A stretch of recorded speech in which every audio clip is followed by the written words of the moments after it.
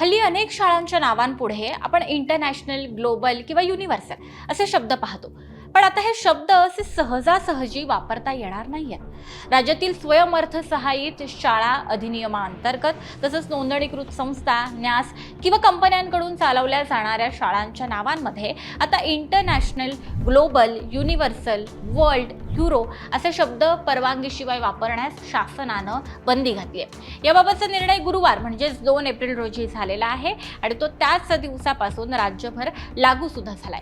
बघा, अनेकदा असं होतं की या शाळांच्या मान्यतेसाठी शासनाकडे दाखल होणाऱ्या प्रस्तावांमध्ये international school, global school, world, universal, Oxford किंवा केम्ब्रिज अशा प्रकारची नावं वापरली जातात. पण या अशा नावांच्या फलकांमुळे पालक आणि विद्यार्थ्यांची दिशाभूल होत असल्याच्या घटना आता मोठ्या प्रमाणात वाढल्याचं दिसून येतं. अशी नावं असलेल्या शाळांमध्ये प्रत्यक्षात मात्र आंतरराष्ट्रीय अभ्यासक्रम, सुविधा किंवा कोणत्याही आंतरराष्ट्रीय शिक्षण मंडळाशी संबंधित असं काहीही नसतं आणि तरीही या शब्दांचा वापर होतो.